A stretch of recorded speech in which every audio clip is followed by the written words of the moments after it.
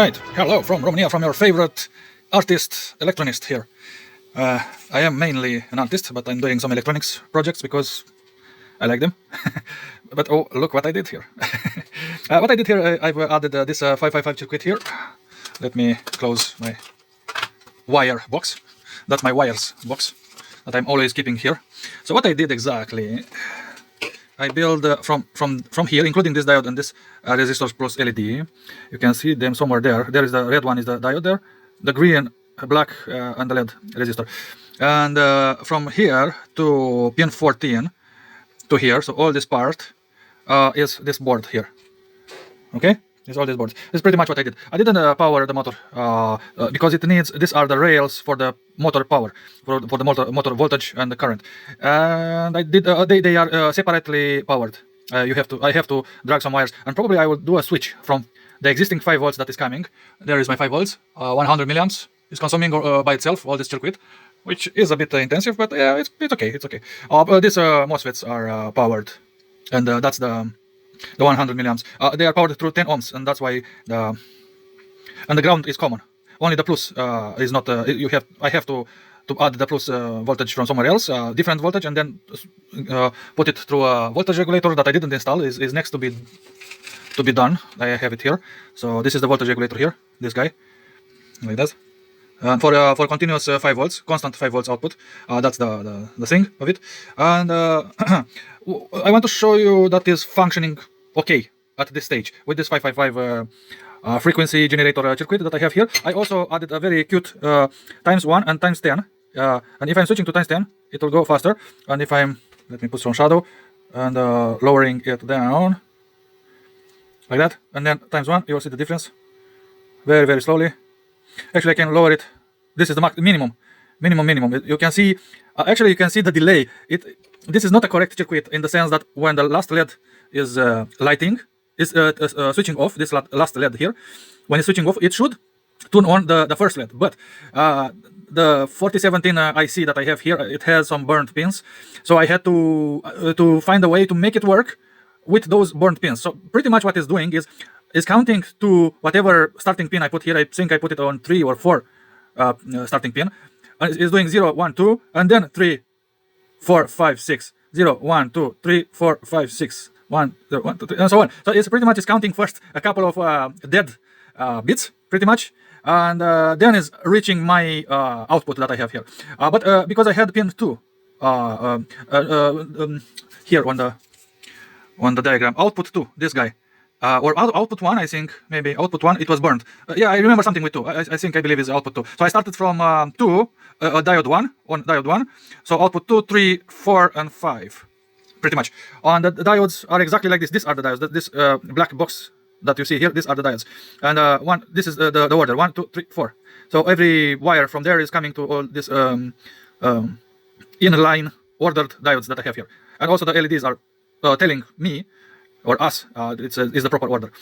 Pretty much this is it. And if I'm giving some speed, you can actually see. You see how smooth when it's passing from very slow to high. It's a very slow ramp, which I love it.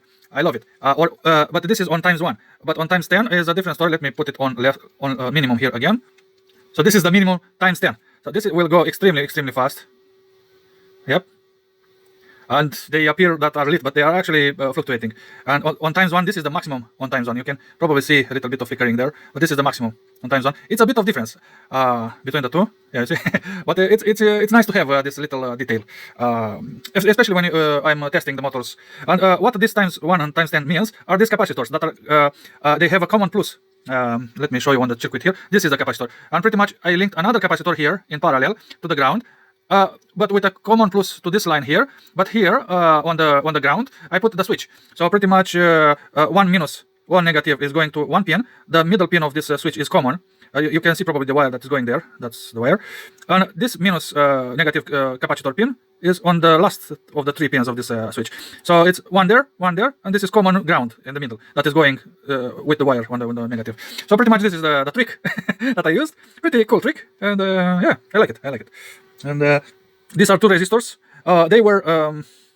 they were I couldn't link those pins together and also solder it on the pin of the circuit, of the integrated circuit there. So what I did, I'm not sure if you can see it, but I put some, let's see, yeah, I put some wire on it, sewing wire. You know, when you sew a piece of instrumentation or something, I link them with that sewing wire. I put some glue on the wire not to get out from them, and they were staying with the pins closed all the time in the same direction. So problem solved. So little details like this are interesting to show you and for you to learn from my experience. I've also added some red paint. Actually, this is a paint for cars. It's a real paint, and this red here and also here a little bit. You can barely see it with all these lights. Let me stop it actually, or give it to the minimum, or like this, to the maximum. Focus, motherfucker. There. So yeah, you can see a little bit of red there. Didn't have a large key, but I'm marking the key to be visible, to be clear from a distance, which way the circuit is, in which direction is pointed. Which is a bit. I'm starting to get used to adding it. Pretty much this is it. I didn't link, like I said, the motor yet because it's still in developing. And as you can see, I'm adding pieces. This is another piece of board or of cardboard that I attached to the entire circuit. Let me unpower it and show you underneath it how it's looking. It's pretty cool. Let me grab it like this. And now I put some pieces of paper and I glue them. I put the glue on the entire surface of the paper and then stick it. And I used that big bottle of glue there. It's a Romanian brand. It's called Prenadels. Prenadels. Yeah, it had different names over the time. And it's extremely good. It's for sticking shoes, for repairing shoes. It's extremely good, and it's a tradition probably here in Romania. I'm not in the shoes business, but I know for sure people were repairing the shoes with this kind of glue, and it was holding. It was holding for stepping, you know, with the shoe. It's very good glue. And also very cheap as well. That's the very important thing. It was it's catching very well, is adhering extremely well, and very cheap in big quantity. So yeah, pretty much this is what I did. And also I've added a little bit of reinforcement cardboard here on this other side, this strand here. But in the end, in the very end, I'm not. That's why I'm building it on cut cardboards, on separate modules of cardboards, because I don't know how big it will be, and I'm kind of building with the flow, you know. And in the very end, when everything will be finished, tested, and the okay is there, I will add the final cardboard on the back here, something like this, a bit more thicker. Well, this is pretty thin actually, but it's very durable, and it will strengthen on the entire surface from this corner to this corner here. So all the entire surface, it will be strengthened pretty good, and also glued. And yeah, it will be definitely a good thing. I'm not sure how this is pretty tall, and I'm not sure how I will resolve it in the final. But probably I will have to make a case for it. I'm not sure. I will see.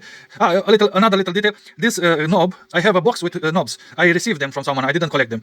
But that was a very good idea because I fit it. I find one that was fitting perfectly on my potentiometer here, and it was having only this line here on the side, but not this one here. So I use a file. And I fired a little shunt, how it's called in English, line in the material. I fired it, and I made a longer hole, and then I put some white paint, like those red paints that I put there. But here also the car paint, and I made myself a mark there, and it's visible, it's clear, you know, it's beautiful.